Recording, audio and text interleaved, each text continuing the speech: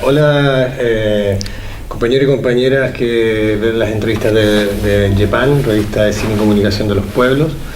Los invitamos esta vez a conversar con Tarsila Rivera, una compañera quechua que viene de Ayacucho, Perú, y que fundadora y hoy directora de Chirapac, Centro de Culturas. Entonces, bienvenida a este espacio de la entrevista de YEPAN. Cuéntanos un poco de qué se trata Chirapac y cuál ha sido su rol en todos estos años de trabajo. Bueno, Chirapac es una palabra quechua de Ayacucho que significa centellar de estrellas y es el nombre de nuestra asociación que principalmente trabaja por los derechos indígenas, andinos y amazónicos en el Perú y en general por los derechos de los pueblos indígenas, ¿no? A nivel global. Incide en escenarios diferentes. Chirapac nace en un contexto muy duro para los pueblos indígenas de Perú. El 86 nace en un contexto de violencia política donde los pueblos indígenas andinos principalmente estábamos obligadas a salir de las comunidades para mantener la vida, ¿no?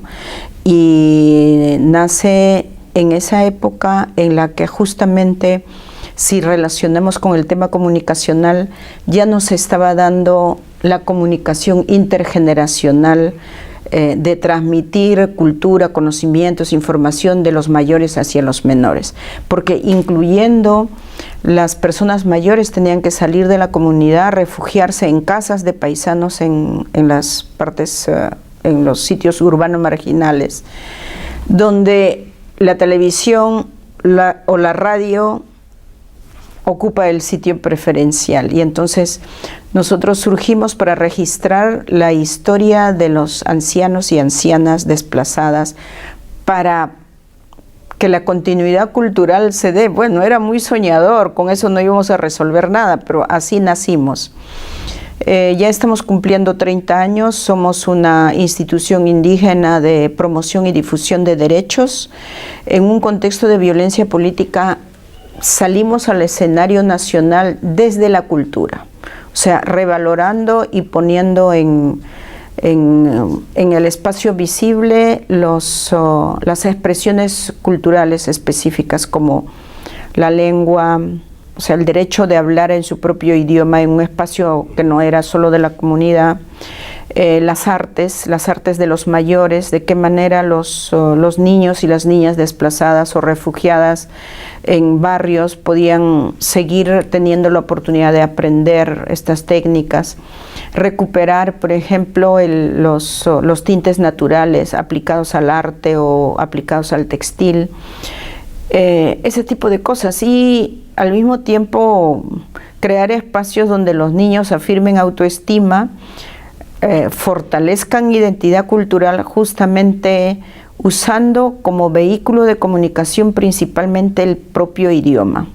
¿Por qué? Porque fuera de la comunidad pues ya la estigmatización de ser menos que los demás por ser indígenas, por ser quechua hablante, afectaba doblemente a las niñas y los niños que se han refugiado en la ciudad. Desde esa época aquí, bueno, son varios aspectos en los que hemos estado incidiendo, pero siempre desde el punto de vista de los derechos como pueblos indígenas y sus actores. Si quería preguntarte, y específicamente, ¿cómo es que han trabajado el tema de la comunicación? ¿Cómo ha ido variando eso en estos 30 años? Primero lo hemos usado, mira, en la forma tradicional. Ejercer el derecho de hablar en lengua propia, de comunicarse en un espacio diferente, principalmente con los niños y las mayores, ¿no? Que quedaron solo ancianas, y crear un espacio más bien de relación amical, fraternal, con familias totalmente destrozadas por la violencia política. Entonces, el hecho de saber que tienes un espacio donde puedes expresarte libremente en tu propia lengua, encontrarte con otras personas iguales, recibir de los mayores sus indicaciones para recuperar, por ejemplo, el telar de cintura, que para nosotros había sido el más elemental hecho de usar el chumpi, que es la faja. Sin embargo, esa técnica de hacer ese telar desarrollaba la psicomotricidad fina y gruesa, te daba todas las condiciones para el aprendizaje. Entonces, en ese espacio oral de comunicación intergeneracional con los pocos adultos, nos sirvió para afirmar autoestima, recuperar valores, conocimientos y comprobar que tenemos aspectos que podríamos compartir con la sociedad no indígena y que además se pudieran convertir en políticas dentro de la educación formal y no formal. Eso en términos comunicacionales. Luego, pensar también en cómo antiguamente los mayores se comunicaban en las ferias, por ejemplo. Cómo se recibe y se transmite información, cómo se encuentran, qué formas también de expresión teníamos en lo comunicacional. Una de las cosas que yo puedo contar como anécdota es que nosotros siempre nos estamos abrazando, y cuando llegas a la ciudad y le agarras a un hombre del hombro o del brazo, te dicen no. ¿Por qué? Porque no están acostumbrados a ello, pero en el espacio nuestro siempre es necesario esa muestra de afecto, que es una forma comunicacional, ¿no? Que se ha perdido mucho. Luego, como herramienta nueva, hemos incorporado, por ejemplo, el uso de la comunicación para la comunicación oral a más amplitud, la comunicación radial, desde saber para qué sirve y cómo podemos llegar a más gente y usar altoparlantes, perder el miedo a usar la grabadora o hablar frente a un aparato que no te dice nada, ¿no? Porque es diferente. Entonces se perdía el miedo a usar la grabadora y a hablar frente a la grabadora. Entonces ha sido todo un proceso de cómo, para seguir comunicándonos, creciendo y fortaleciéndonos, y articularnos con los demás paisanos o paisanas de fuera de la comunidad, hemos ido ampliando el uso de las herramientas de comunicación actuales, ¿no? Pero siempre desde un enfoque totalmente de derechos. Entonces, si bien usabas la grabadora, servía para denunciar, por ejemplo, la invasión a su tierra o a su terreno. Servía para que cuando el Estado venía y plantaba un poste, por ejemplo, para poner, no sé, los cables de luz, pues el dueño de ese terreno tenía derecho de decir que hay que pedirle permiso o reconocer pago por el uso de esas tierras, que para ello sirve, por supuesto, para producir alimentos. Entonces, como herramienta, así hemos ido evolucionando, pero con un agregado que le llamamos usar las herramientas adecuadamente y de acuerdo al contexto y de acuerdo al grupo humano con el que hemos estado trabajando, ¿no? Siempre nuestro interés ha sido conectar a los mayores con la nueva generación, desde las mujeres a la familia, porque culturalmente es así. Y entonces fue maravilloso, por ejemplo, cómo en tiempos ya fuera de la comunidad, las mujeres que habían aprendido contenido, por ejemplo, para reconocer si su niño estaba sano o enfermo, pues empezaron a componer canciones con música, contenidos de formación y de información con música de carnavales o de las fiestas tradicionales que ellos tenían. Y luego grabar, aprender todo el proceso de producción y de hacer guiones, locutar en los programas de radio.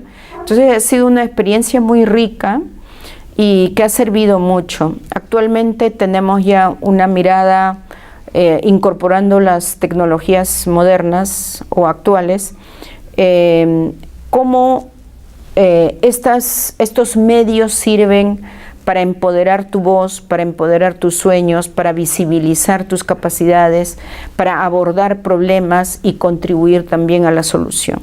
Entonces, por un lado como medio, pero al mismo tiempo tomando conciencia de la necesidad de acceder a la comunicación e información como un derecho. Entonces, ¿qué tipo de medios tienes a tu alcance? ¿Quiénes nos dan apertura? ¿Dónde estamos? ¿Cómo estamos presentados, por ejemplo, los pueblos indígenas o las mujeres indígenas en los medios masivos? Todo eso ha sido parte de la discusión y de la preocupación, ¿no? Mucho hemos abordado el tema de la discriminación, por ejemplo, como un sistema totalmente racista de gente no indígena ha hecho que se exprese en la discriminación de nuestro sector, y eso se valida, por ejemplo, a través de los medios de comunicación masiva como la televisión, ¿no? Hemos sido críticos de todo eso, hemos participado en, por ejemplo, pidiendo que se cierre un programa humorístico porque no nos presentaban a las mujeres indígenas como somes, la paisana Jacinta. Y hemos aprendido muchísimo, pero en ese proceso las propias mujeres indígenas de las comunidades, que son lideresas de organizaciones, han podido mirarse en la pantalla a través de la paisana Jacinta y decir: yo no soy así, las indígenas no somos así. Entonces también, ¿no?, de autovalorarse, de reconocer que hay capacidades, que hay conocimientos que compartir y que dar, y que por ello debemos ser valoradas y respetadas, ¿no? Entonces ha tenido un rol muy importante incorporar la comunicación, no solo para la formación, sino para el ejercicio de derechos y por lo tanto ser respetadas como tal. Sí, lo que tú me decías a mí me hacía pensar hace un tiempo sobre el tema de la representación y el uso del audiovisual, porque desde la sospecha, mi pregunta era: los antropólogos y los etnógrafos visuales, no sé qué, representaban a los pueblos originarios. Uh-huh. Hoy son los pueblos originarios los que se representan a sí mismos. Mi duda o mi temor era que el sistema de dominación desplace a estos intermediarios audiovisuales, por así decirlo, los antropólogos, los cineastas, qué sé yo, pero en el sentido de haber generado un espacio dentro del mismo mundo indígena que hace que ya no sean necesarios.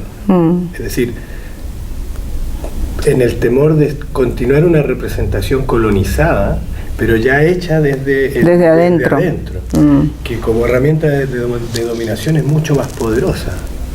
Entonces, bromeamos con un amigo, el David Hernández Palmar, Guayuque, sobre el tema de ¿y cuándo van a aparecer los documentales sobre, por ejemplo, que cuándo los mapuches van a empezar a hacer documentales sobre nosotros los chilenos? O ese tipo de cosas, ¿sabes? Como cambiar un poco la mirada y o sea, quería saber qué opinión podías tener tú respecto de eso, de si la comunicación desde el mundo indígena elabora formas, elabora estéticas liberadoras, o utiliza el mismo formato, solo que cambia el discurso un poco, o sea, no un poco, sino que desde la resistencia solamente, pero como que la forma sigue siendo la forma occidental. Claro, ese es un riesgo del que no estamos libres. Y cada vez más tenemos que ser críticos con nuestro propio trabajo y con la incorporación de lo que le llamamos tecnología moderna, porque si no estamos atrasados, ¿no? Entonces es un riesgo, porque al mismo tiempo esas herramientas se van volviendo no solo en otro elemento colonizador, sino en algo que más bien está contribuyendo a la no comunicación. ¿Por qué? Porque se mira solo con las herramientas y para afuera. ¿Qué está pasando para adentro, no? Entonces hay necesidad de ser críticos con el uso de estos medios. Sin embargo, creo que bien usado, bien orientado entre nosotros, debe cumplir un rol de liberación. O sea, el derecho a la comunicación nos tiene que liberar. Las herramientas deben servir para liberar nuestros pueblos. Cuando apareció la computadora, por ejemplo, porque yo vengo del movimiento antes de los 80, cuando apareció la computadora teníamos muchos problemas, que la computadora era tecnología moderna, que no era indígena, que era occidental, etc. Y ahí escuchando a los jóvenes, porque los jóvenes sí acceden rápidamente a todos estos medios y los dominan muy bien, es reflexionar de para qué sirven estos medios. Es necesario tener claridad sobre el uso que le debemos dar, ¿no es cierto?, y reflexionando mucho sobre el contenido. Ese contenido es para quién, por qué, ¿no? ¿Para qué estamos haciendo ello? Entonces, en esos tiempos se decía, bueno, queremos, si aprendemos a usar bien la computadora y ahora con el internet, deberíamos globalizar el mundo con nuestra cultura, ¿no? Así se soñaba, se tenía respuesta para todo. Y sin embargo, no es tan simple, no es tan fácil, porque todo llega más rápido y tampoco estamos fuera del consumismo. Y mucho más en sociedades donde ser indígena, ser indio o india o ser de un pueblo originario es el estatus más bajo de la sociedad. Entonces todo el mundo trata de ascender, negándose a sí mismo su extracción cultural o tratando de imitar y tratando de no ser lo que son. Entonces consideramos que hay mucho todavía que hacer, porque, por ejemplo, en la época del expresidente Toledo, pusieron computadoras en todos los centros escolares. No hubo un acompañamiento apropiado. Y entonces, si hay internet, se accede muy fácilmente a programas o informaciones no correctas y no apropiadas. Entonces ahí vimos cómo este medio tan moderno, tan fácilmente usable, si es que ya están articulados a internet, era una herramienta más bien de eliminarnos en forma mucho más eficiente. ¿Por qué? Porque los jóvenes que están en las escuelas solo estaban viendo la pantalla y queriendo ser lo que ven en la pantalla. ¿Y qué estaba pasando comunicacionalmente con los padres y con los mayores? No había el ciclo de comunicación como era antes.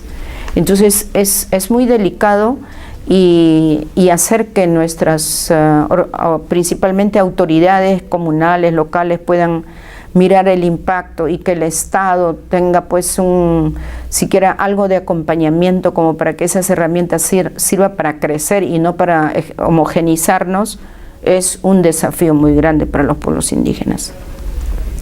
Sin embargo, yo podría comentar una escena que yo nunca olvidaré.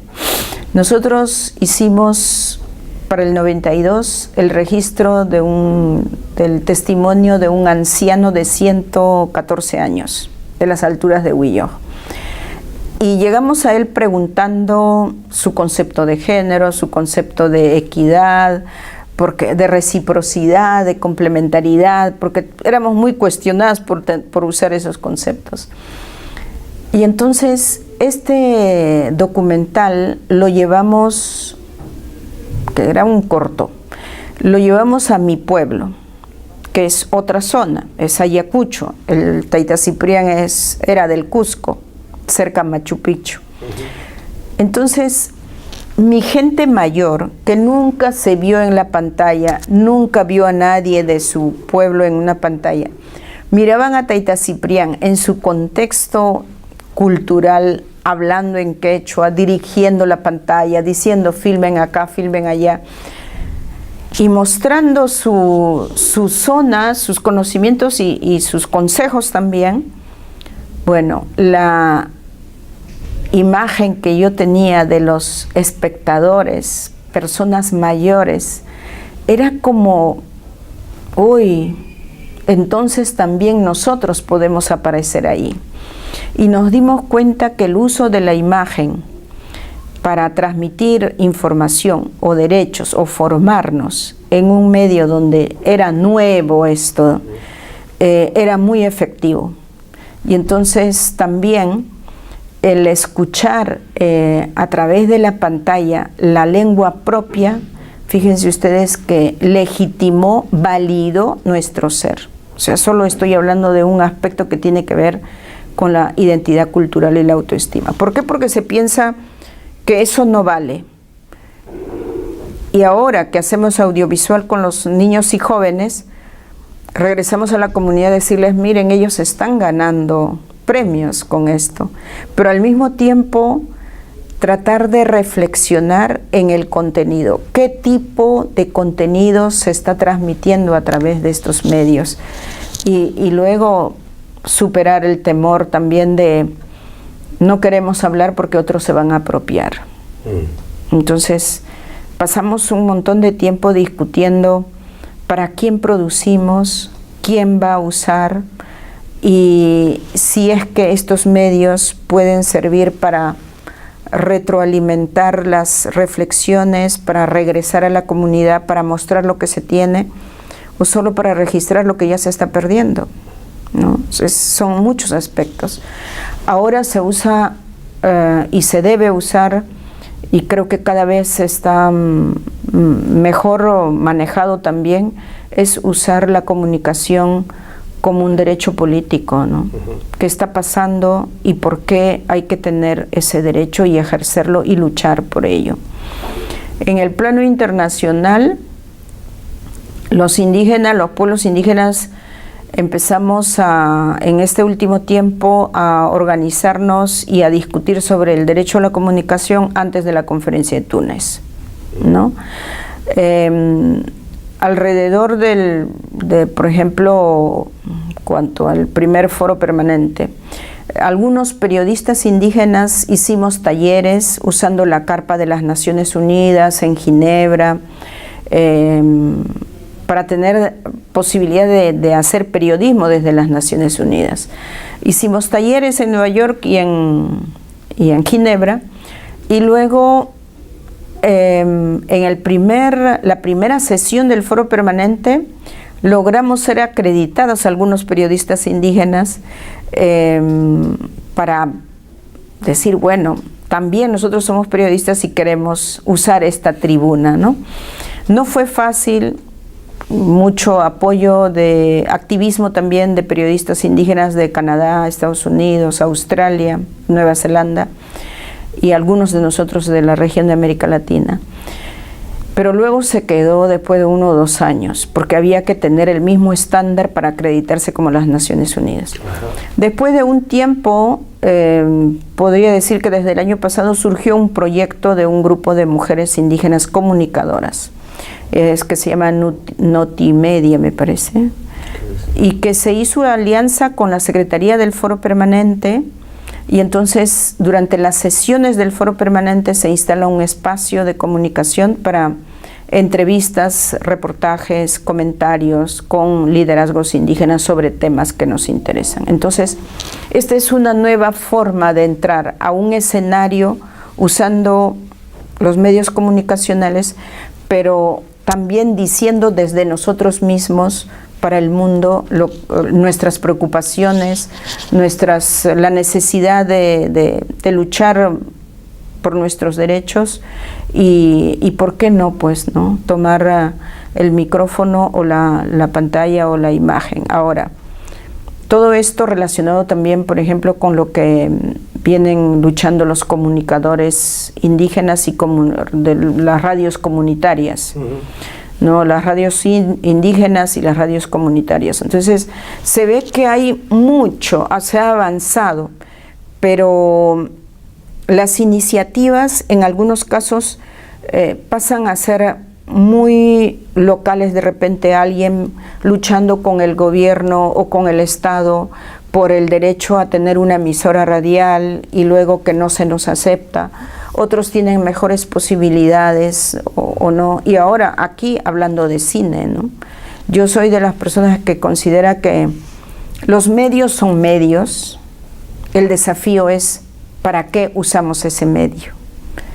Y ahí sí soy muy exigente en el sentido que tenemos que autoexigirnos para qué usamos estos medios, como con qué carga va a llevar, cuál es el contenido. Y soy de las personas que piensa que nosotros no tenemos que sacrificar absolutamente la calidad.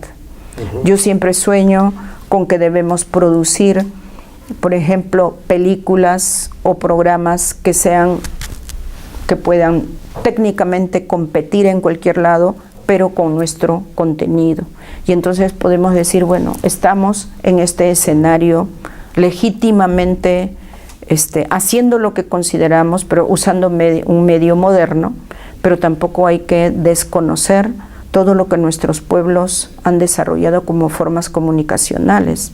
O sea, desde mirar la plasticidad, la armonía en los textiles, por ejemplo, en el caso nuestro, los prehispánicos. O sea, nuestros pueblos siempre se han comunicado de una u otra manera, oralmente de una manera u otra, y también a través de otras formas de expresión, ¿no?